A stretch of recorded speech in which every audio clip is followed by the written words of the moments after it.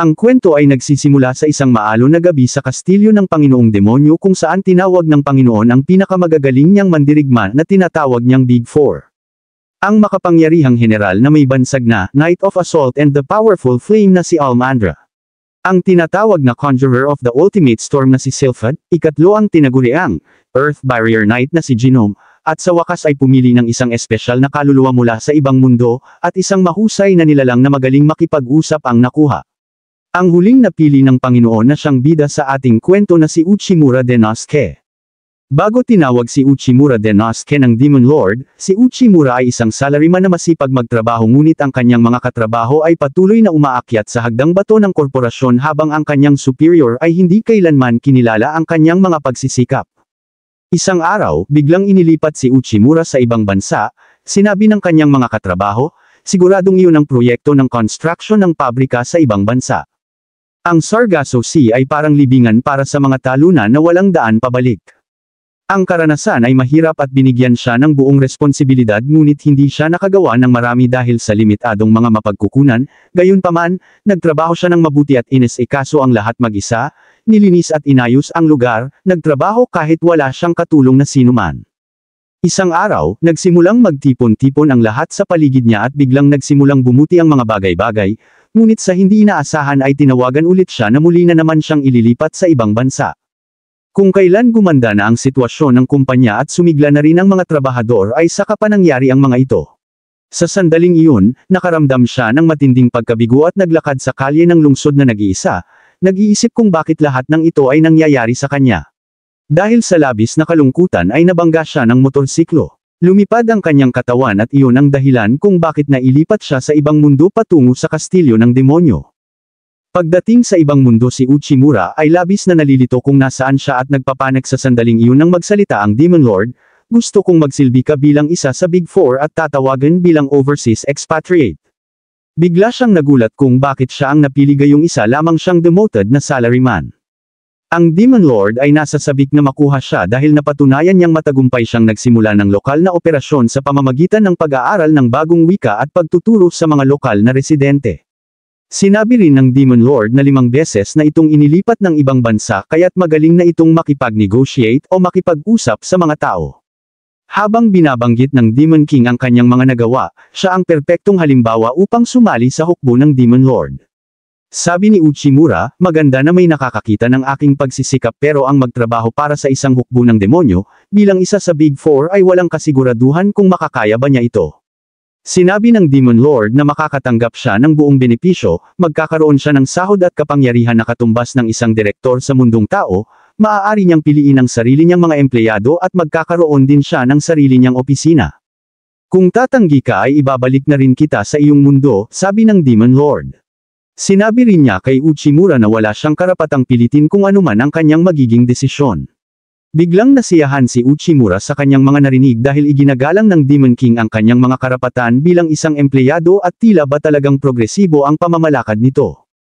Ang mga iniisip ni Uchimura ay puno ng mga nakaraang karanasan kung saan siya ang gumagawa ng lahat ng dagdag na trabaho para sa kanila habang ang kanyang mga nakatataas ay hindi kailanman kinikilala ang kanyang mga pagsisikap. Iniisip ni Uchimura na hindi kailangan ng Demon Lord ang isang basurang tulad niya bilang isang tauhan at dapat niyang bawiin ang inaalok nito. Nagalit ang Demon Lord at sinabing, kalimutan mo ang mga kalokohan na sinasabi ng iyong nakatataas at sila ay mga hangal na tanging mga bagay na nakikita lamang nila ang kanilang pinahahalagahan. Ngunit nang makita niya ang mga nagawa at sipag ni Uchimura, gusto siya ng Demon King dahil makakatulong siya sa kanya na maabot ang kanyang buong potensyal. Sinabi rin ng Demon Lord na tiyak kong magagawa mo ang ipapatrabaho ko sa iyo kaya't tinawag kita patungo sa mundong ito. Sa sandaling iyon, inintercept ni Almandra ang usapan at tumutol, iniisip na ang kawawang tao na ito ay walang kakayahan na maging isa sa Big Four, habang ang iba ay tumanggi rin sa pagsang-ayon sa kanyang damdamin na hindi siya karapat-dapat para sa papel na iyon. Ang hari ng mga demonyo ay hindi alintana ang kanilang mga puna at handa nitong subukan si Uchimura. Kasunod ng isang pagsubok ng kanyang mga kakayahan, nagulat si Uchimura at bago siya makapag-react ay tumalon si Almandra at inilabas ang kanyang kasanayang death kick dahil narinig niyang lahat ng mga nasa summon sa ibang mundo ay binibigyan ng espesyal na kapangyarihan ngunit hinarang siya ng hari ng mga demonyo. Nagalit si Almandra kung bakit pinigilan siya ng hari at hindi niya napansin na nawala ng malay si Uchimura mula sa alon ng enerhiya na kanyang inilabas. Sinabi ng dalawang general na parang siya ay isang karaniwang tao lamang at ito ay simpleng enerhiya. Tinanong ni Almandra ang hari ng mga demonyo kung makakagamit ba si Uchimura ng mahika o makakapag-channel ba ito ng espesyal na kapangyarihan. Tumanggi dito ang hari ng mga demonyo at sinabi na siya ay isang ordinaryong tao lamang. Lalong nena si Almandra sa sinabi ng Demon Lord at hindi niya matanggap sa kanyang sarili na isang simpleng tao lamang ang makakasama nila bilang miyembro ng Big Four. Tumutol siya kahit na ito ang desisyon ng Panginoon. Sinabi rin ni Genome na ang hukbo ng demonyo ay binubuo ng masasamang espiritu, mga demi-human at malalakas na mga nilalang na nag-aaway para sa dominasyon. Ang isang walang kapangyarihang tao ay hindi tatagal ng higit sa 1 minuto bago siya lamunin ng mga ito. Sinabi ng hari na bagaman si Uchimura ay walang matibay na katawan o anumang espesyal na kapangyarihan, ang pinahahalagahan niya ay ang natatanging talino nito. Nang makabalik si Uchimura sa kanyang ulirat, sinabi niya sa Demon Lord na hindi niya kayang makipaglaban at walang paraan na mapipigilan niya ang death kick ni Almandra. Sinabi ng hari na pakalmayan niya ang kanyang sarili dahil hindi siya tinawag upang subukan ang kanyang pisikal na lakas bagkus ay natagpuan nito ang perpektong pagsubok para sa kanya. Ipinaliwanag ng hari na ang hukbo ng demonyo ay gustong makipagtulungan sa iba't ibang lahi malapit sa kanyang teritoryo tulad ng mga salamander o werewolf. Gayunpaman, ang negosasyon sa mga Minotaur ay hindi magiging maayos kaya sinabi niya na si Uchimura ang makikipagnegosasyon sa mga Minotaur bilang kanyang pagsubok. Lalong naguluhan si Uchimura at ang mga iniisip niya ay umiikot sa isang sitwasyon ng buhay at kamatayan. Ipakita mo sa akin ang iyong kakayahan sa negosasyon sa pamamagitan ng pagkuha ng tiwala ng mga Minotaur at gawing bahagi ng hukbo ng demon. Saad sa kanya ng Demon Lord bilang kanyang pagsubok kung karapat-dapat nga ba siya sa grupo ng Big Four. Sinabi rin niya na kung kailangan niya ng detalye ay maaari niyang tanungin si Almandra. Si Uchimura ay umalis kasama si Almandra patungo sa teritoryo ng mga Minotaur. Siya ay natatakot dahil alam niyang lahat ay nakikita siya bilang isang mahina at madaling mapatay na tao na walang magic o espesyal na kakayahan at iniisip pa rin kung paano siya magiging isa sa Big Four. Gayunpaman, pumayag si Uchimura sa pagsubok dahil palagi niyang gustong magtrabaho para sa isang boss na nangangailangan sa kanya at gawin ang kanyang makakaya upang matugunan ang mga inaasahan ng kanyang kamahalan. Dumating sila sa isang kwarto. Kinakabahan na sinabi ni Uchimura, hindi ba't medyo malaki ito? Habang binalaan siya ni Almandra, sinabi niya na ang mga Minotaur ay likas na malupit at huwag hayaang gawing pagkain lang niya. Kinakabahan si Uchimura dahil hindi niya alam kung anong klaseng nilalang ang naghihintay sa likod ng pinto. Pagbukas ng pinto ay nabigla siya sa laki ng Minotaur na kanyang nakita at naramdaman niyang hindi niya ito kayang kausapin, kaya't walang magawa si Almandra kundi tulungan siya kung paano sila makikipagnegosasyon dito. Kahit papaano ay nabawasan ang kaba ni Uchimura. Ang pangalan ng Minotaur ay Tarius. Kinausap siya ni Almandra ngunit mabilis itong naging malungkot dahil hindi marunong makipag-ayos si Almandra. Mabilis ding uminit ang ulo ni Almandra kaya't nagalit din sa kanya ang Minotaur. Ipinaliwanag ni Almandra na ang mga Minotaur ay labis na nasasabik tungkol sa pagsasanib ngunit hindi naging maayos ang naging pag-uusap nila ni Lord Tarius. Naiinis na sinabi ni Almandra kay Ikimura na walang kwentang kausap si Tarius dahil lahat ng imungkahi niya dito ay tinatanggihan nito. Ikinainis din niya ang pagdadala ni Tarius ng maraming basurang dayami sa labas ng kanyang kwarto. Matapos mailabas ang kanyang galit ay iniwan ni Almandra ang natitirang bahagi kay Uchimura. Tinapik niya ito sa balikat at sinabing siya na ang bahala na makipagnegosasyon kay Tarius. Muling kinabahan si Ikimura, natatakot siya at walang ideya kung paano makikipag-usap sa higanteng Minotaur gayong makita pa lamang niya ito ay halos malaglag na ang kanyang puso sa sobrang kaba. Nagpunta si Uchimura sa isang tavern upang makapag-isip kung ano ang kanyang gagawin habang umiinom ng isang inumin. Bigla niyang naalala ang isa niyang kliyente na wala ring alam kung hindi tumanggi sa kanyang mga inaalok ngunit bandang huli ay napapayag din naman niya ito. Nang matapos niyang inumin ang kanyang inumin ay inayos niya ang kanyang kasuotan at buong determinasyon niyang sinabi sa kanyang sarili na kayang-kaya niyang maresolba ang sitwasyon na iyon. Nag-report si Almandre sa Demon King at sinabi na mapusok ang mga Minotaur kaya't walang pag-asa na kayang itong kausapin ni Uchimura. Hindi kaagad sumang-ayon ang Demon Lord at sinabi na maghintay muna sila sa mga susunod na mangyayari. Pinuntahan ulit ni Almandre si Uchimura at nakita niya itong inilalagay sa mga garbage bag ang mga dayami na tinatawag niyang basura. "Anong ginagawa mo?" tanong ni Almandre. "Gusto kong makipag-usap ng maayos kay Ginoong Torias," sagot naman ni Ikimura habang pinaalalahanan siya ni Almandre na imposibleng mangyari ang mga sinasabi nito dahil si Torias daw ay isang mayabang at hambog na Minotaur na walang balak makipagnegosasyon sa kahit na kanino. Tumutol dito si Uchimura. Sinabi niya na mabilis sumuko si Almandre kahit hindi pa man din sila nagsisimula.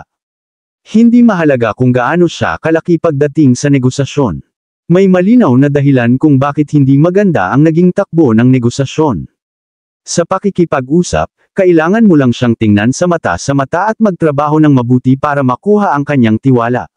Sabi ni Uchimura. Sinabi rin niya na sisiguraduhin niyang magtatagumpay ang kanyang negosasyon at pagkatapos ay pumasok na ito sa kwarto dala ang mga dayami na kinuha niya. Nagulat si Almandre at napansin ang pagbabago sa kanya kung paano wala na ang malungkot na ekspresyon sa kanyang mukha at dahil doon ay parang 9 love na rin siya rito. Kinabukasan, walang tao sa silid. Pumasok si Almandre at nakita niyang pinabayaan nila ang buong lugar at maraming nagkalat na dayami doon. Pumasok na rin si Uchimura sa kwarto at akala ni Almandre ay hindi sila nagkasundo, kaya't nagalit siyang sinabi, "Paano mo nagawang dungisan ang kabanalan ng aming kastilyo?" At pagkatapos ay hinanap niya si Lord Minotaur Torias. Pinakalma ni Uchimura si Almandre at sinabi sa kanya na ang Minotaur ay kasama ng kamahalan at inaayos na ang mga detalye ng kasunduan sa pagsasanib. Hindi makapaniwala si Almandre kaya't laking gulat nito kung paano siya nakipag-ayos sa malupit na Minotaur na patuloy na tumatanggi sa kahit na anong mungkahi. Sabi ni Uchimura, "May kasabihan nga na kilalanin mo ang iyong kaaway, kilalanin mo ang iyong sarili, at hindi ka matatakot ilang daan man ang maging laban."